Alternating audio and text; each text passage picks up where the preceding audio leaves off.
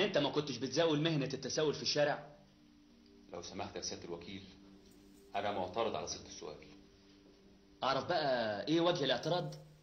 لأن التسول لا يمكن يكون مهنة، ولما شخص قانوني زي حضرتك يقر بأن التسول مهنة فدي تبقى كارثة، لأن التسول عار، التسول كارثة قومية.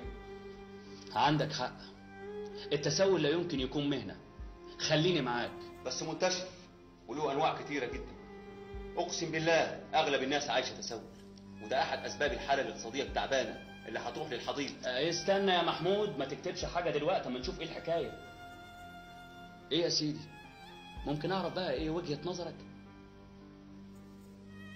في البداية كان التسول قاصر على العجزة وأصحاب العاهات والعاجزين عن العمل، ورغم ان التسول ده حاجة غير مشروعة إلا أن مساعدة الناس دي مسألة إنسانية بحتة. وعلى فكرة واجب الحكومة أنها ترعاهم وتوفر لهم حياة إنسانية معقولة. نموذج الإنسان المسكين اللي منتظر صدقة في الشارع الغلبان ده انقرض خلاص. دلوقتي تبص تلاقي شحط يجر عربية ماسك روشتها ويقول لك ما معيش ثمن الدواء.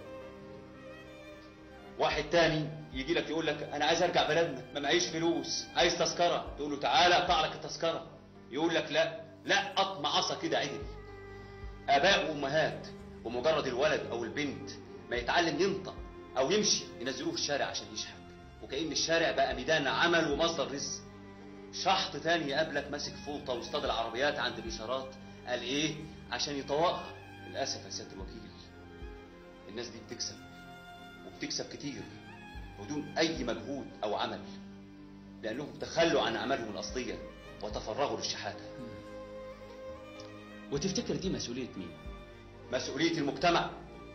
الناس دي تنازلت عن الحياء والكبرياء والكرامة في مقابل شرينات وبرايز التسول. وأنا في رأيي إن المواطن اللي بيديلهم الصدقة